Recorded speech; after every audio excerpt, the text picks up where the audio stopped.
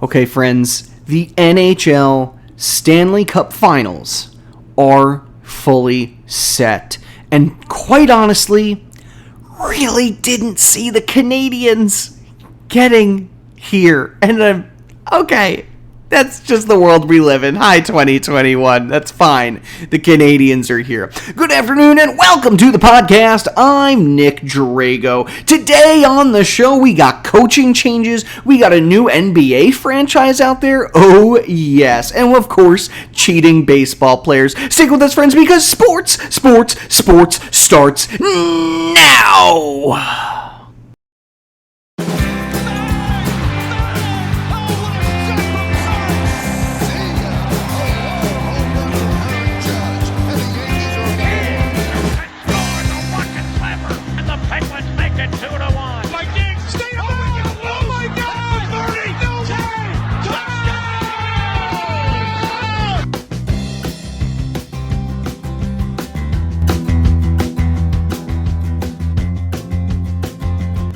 And welcome to the Sports Podcast with me, your host, Nick Drago. For those of you that are new to the show, of course, we like to talk about all sports news and information from the previous week and give you some insight onto the next week, month, year, etc. Now, usually, if you're watching our YouTube channel, you get to see my beautiful shining face. Unfortunately, that's just not the case today. Listen, it's been a long trip. Just got back from Long Island, but I did want to make sure I did a show for you. So I love you guys. I love you fans. This is for you, fans out there. And if you don't watch our YouTube channel, first off, you totally should. But second of all, you're probably listening to me on either Soundcloud or maybe you pay attention on Facebook, Twitter. And if you're not on those things, just type in sports with Nick Drago. You'll find me. Or you can email me directly, sports3xpodcast@gmail.com. But yeah, for those of you that don't watch our YouTube channel, you probably have no idea what I'm talking about, and I just find that hilarious. Also, we have a sponsor. That's right. I've been talking about the last few weeks in the show. Like Co. They have some really cool golf gear out there. I highly recommend. Go to likeandco.com and you're gonna type in my code. It's DragoPT, DRAGOPT, and you're gonna get a nice little discount on some great golf stuff. And you guys know me, I'm a big golf guy, so I like it. You should like it too. End of story. All right, who's ready to talk about the sports? I am. I completely 100% am. And we're gonna start with the Hawks and the Bucks. Now there's a minute and 15 left in this game as I'm recording this, and to be quite honest with you, the Hawks were ahead by quite a bit and then blew it. They just blew it. The Bucks held them to just 17 points right now in the fourth quarter. Yeah, maybe they'll probably get up to at least 20, a couple extra points. But for them to get eight points in a minute and 15 is really hard. So the Bucks are going to take the 2-1 lead in this series. Hawks have been playing good. They've been playing close. And I keep telling folks, do not underestimate them. They upset the Knicks. They upset the Sixers. They could upset the Bucks, and and trust me, there are fans up there upset about what Atlanta's doing. Now, the other series is the Phoenix Clippers series. Now, the Phoenix players are obsessed about getting themselves to the finals for Chris Paul. This would be Chris Paul's first time in an NBA final. I think that would be really cool. Playing against his former team, the LA Clippers. Phoenix has won 3 of these games so far. In fact, they went up the first 2 and then lost one. That was on Thursday, and now they're up 3-1. So they just have to win one more. That next game's tomorrow. That's Monday at 9. Bucks and Hawks, their next game is Tuesday. That's Tuesday the 29th. That's at 8:30. So right now it's 112 to 102. We'll check back in on the final score on that game shortly later on. The Dallas Mavericks have reached an agreement with Jason Kidd to be the next coach. Also, Nike's Nico Harrison is going to be the GM. Actually, a lot of teams nowadays have been hiring non-basketball guys, to be general managers or guys not from inside their regime to be managers. And it's actually working. It's working out really well. And I think agents seem to have made the best managers in these regards. But I can see what they're going with a Nike executive. Players are going to want to sign there just on the sheer fact that maybe he can get me a shoe deal. I don't know. He has connections, I guess. But Jason Kidd, he's played for the Mavericks twice during his playing year and was actually on the 2010-2011 championship team. So the players like him. Everybody seems to like him. Jason Kidd's been around a couple years. I'm not too surprised this happened. Remember when he was the Lakers assistant coach, I really just assumed the Lakers were just going to hire him. We're going to promote him midway through the season because LeBron would get upset and blah, blah, blah. So I'm not surprised Jason Kidd landed somewhere this year. He's got a great basketball mind, a great basketball IQ, and a team like the Mavericks, they have a lot of potential. He could really take them places, so we'll see if he can get them to the next level. Now, the Trailblazers looks like they're hiring Chauncey Billups. By the way, we're not done with Jason Kidd. We're going to get back to him in a second. Trailblazers are hiring Chauncey Billups as the next head coach with a 4-year guaranteed deal. Wow. So here's the thing. The Trailblazers coaching search has been crazy. First off, Damian Lillard, who's one of the superstars for this Portland team, he went on the record saying that he wants Jason Kidd as the coach. And as soon as he did that, all the publicity and blah, blah, blah, Jason Kidd actually dropped out of the running, which meant they had to go for Chauncey Billups. And he did say he also liked Chauncey Billups. Nothing wrong with that. But fans were kind of pissed about this whole thing and really taking a lot of it out on Damian Lillard. And now he, who's been such a loyal Trailblazer for so many years now, is considering leaving. So that could be huge. So a trade request, wait a second. At this point, a move does not seem imminent. Entenmann's? Ooh, Entenmann's. Yeah, I could go for some cookies.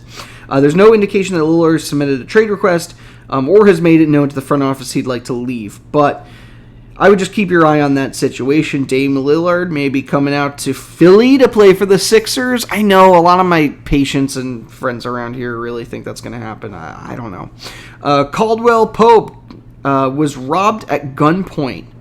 Robbed of $150,000 worth of goods. What were you holding at that point? Let's see. It's June 17th. He was in his driveway speaking with friends at 4 in the morning. Bro, what are you doing up at 4 a.m.? Okay. Car pulls up. 3 men exited the vehicle with guns drawn and demanded they hand over their stuff.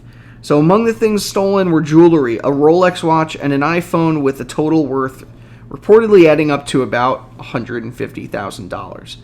I don't think the iPhone was the thing that cost that much, unless Steve Jobs signed it or something. I don't know. But the Rolex watch, sure, I'm sure some of the jewelry was expensive too. Well, that stinks. I mean, I know, money comes pretty easy for some of these guys, but nobody wants to be robbed at gunpoint. Now, next time you're in your driveway at 4 in the morning, just, keep your eyes open, friends. We're going to move over to the WNBA for a second here.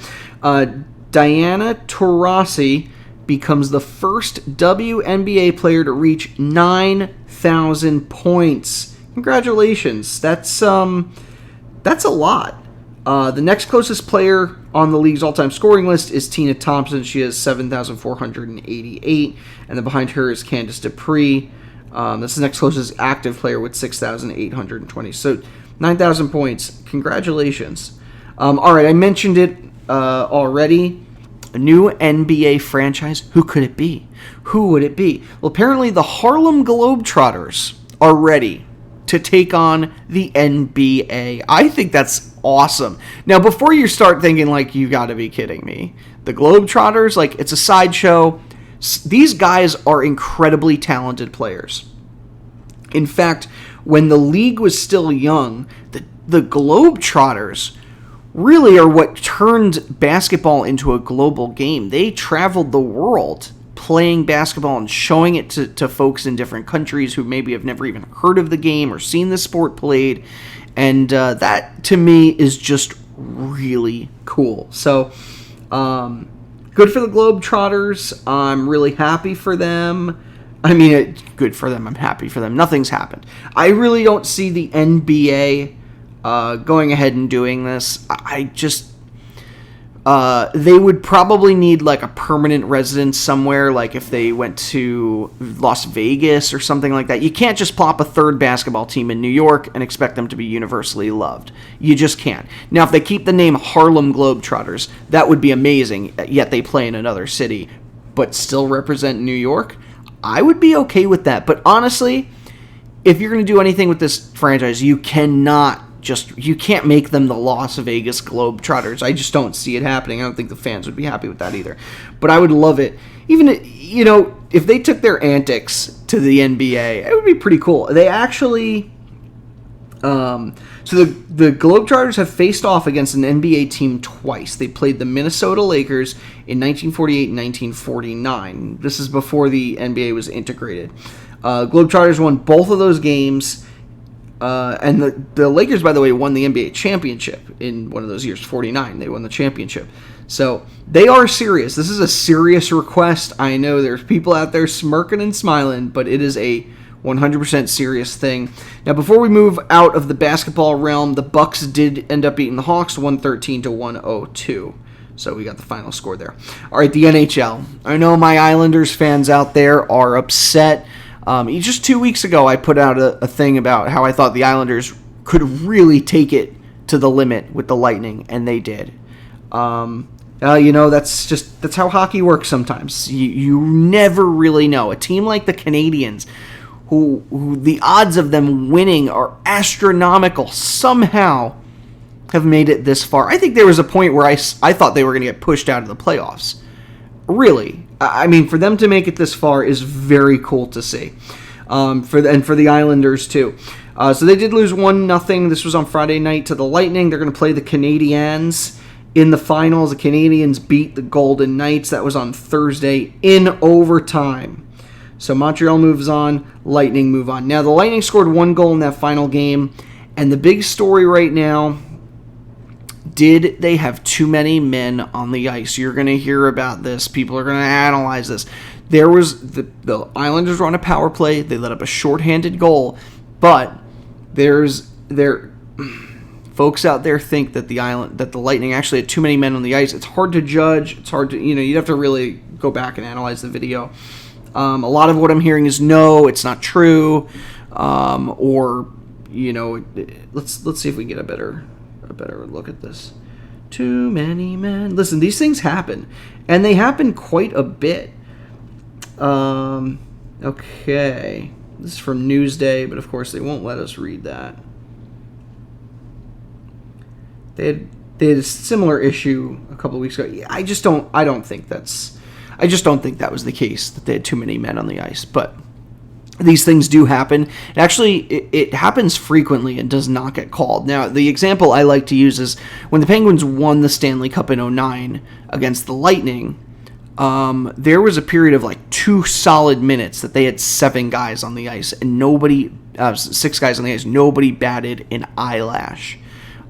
These things tend to happen in hockey. There are a lot of calls you don't see on TV. There are a lot of calls that the refs don't see. They can't catch everything. And too many men is not something you can challenge either. Maybe after seeing this, if the Islanders put up a big enough stink, maybe they would change that rule. I just don't know. Let's go into baseball. So here are the current standings in the AL East. You have the Red Sox on top at 47 wins, Rays half a game behind them at 47 wins, Blue Jays at 40, Yankees at 40, and the Orioles at 24.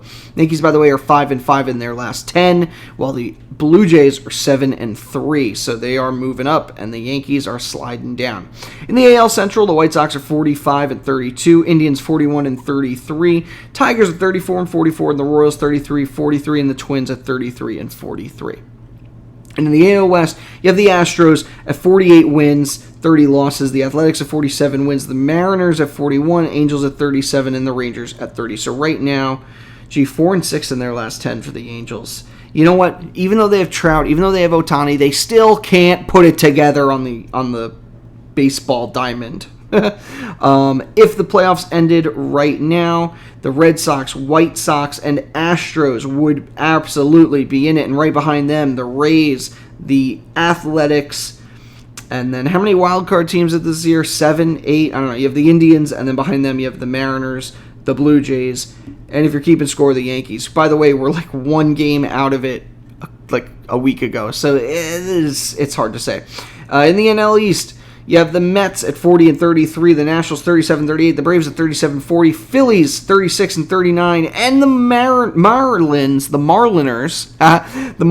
down in Miami 33-44. In the NL Central, the Brewers 45-33, Cubs 42-36, Reds 38-38, Cardinals 37-41, the Pirates 29-47. And in the NL West, you got the Giants at 50-27, Dodgers at 47-31, Padres at 47-31, Rockies 31-47, the Diamondbacks at 22-57. Now, here we go. The NL East is all over the place. Nationals were in last place a couple of weeks ago, and now the Phillies are dropping.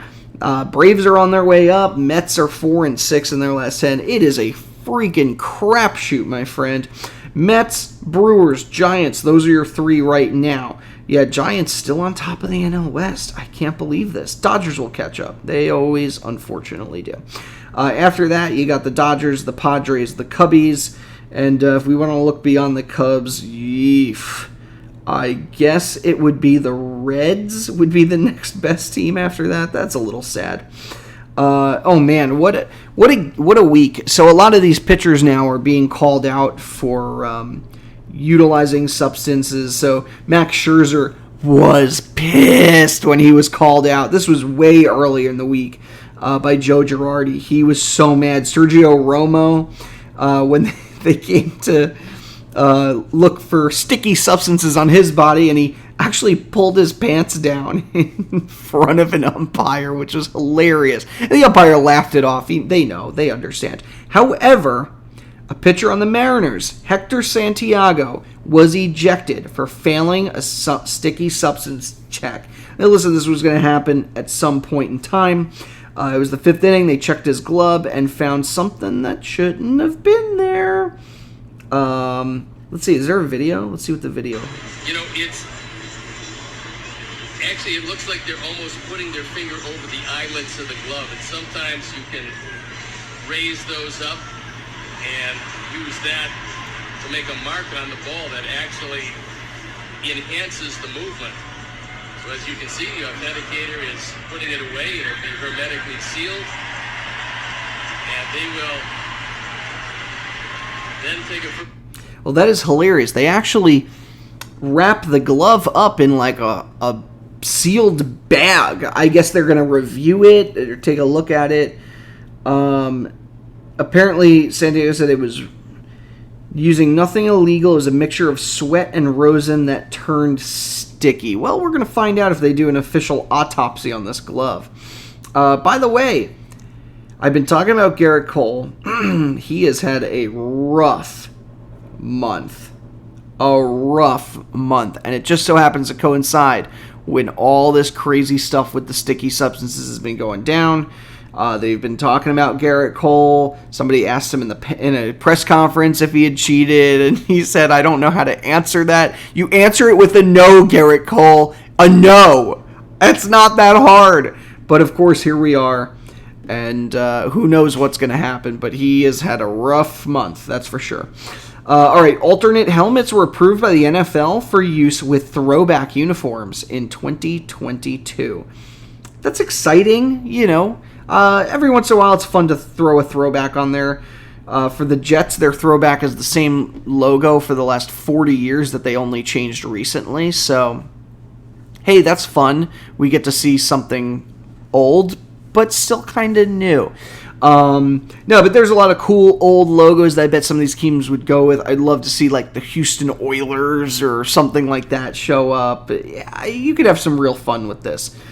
All right, NFL. Oh, by the way, they will actually start accepting bids from other cities than Indianapolis to host the scouting combine beginning in 2023. So we could have combines all over the place. In fact, I wonder if they would consider doing like 2 or 3 venues. Is that a way for them to make more money? I don't know, but then it might be harder to scout players. But you could have it like quarterbacks and running backs here, and you could have kickers at this combine, and like really spread yourself out. That's such an NFL thing to do. It really is. I bet if the draft, here's what I'm thinking, because the NFL draft is the same way. Is like for a while it was only in New York, and then they started doing it elsewhere. I wonder if they started doing 3 different locations for each day of the draft. How crazy would that get? How much more money would that bring in? Because that's what it's all about. But yeah, really cool. We'll see some places other than Indianapolis. I'm sure the people of Indianapolis are not happy, and I don't blame them. They've hosted it for a very long time. Okay, guys, I'm going to level with you. It's late, and I'm tired, and it's been such a great time spending time with you. I love talking about the sports. If you like what you heard today, find me on SoundCloud, Twitter, YouTube, and the Facebook. Just type in sports with Nick Drago. That's me, or you can find me on your Gmail. You can email me directly is what I mean. sports3xpodcast@gmail.com. I love to hear from friends. Special thanks as usual to Johanna Drago. She's the content editor, logo designer, and set designer for this podcast. Of course, the music you hear is a song called Golden Sunrise by Josh Woodward. A link to his website can be found in the show notes. And how could I not thank our social media warriors, Gary and Mary Kay Albert.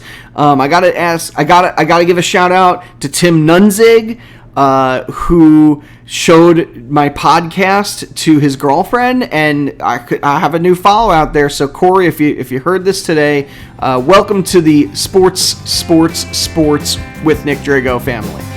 And of course, Joe Calabro, Jorge Pajares are always listening to the show. All my fans and friends out there. Brandon Madonia, he's always listening in too. So love you guys. All right, I think that's all the time I have for today. Find me on SoundCloud, Twitter, YouTube, and the Facebook. I said that part already. Email me, tweet me, like, comment, share, all that other stuff. Tweet me. Ugh, just sounds weird. Don't do that. Don't tweet me. Alright, friends, it's been a pleasure. I'm gonna go sleep this whole thing off. Thank you so much, and have a good night. Caw-caw!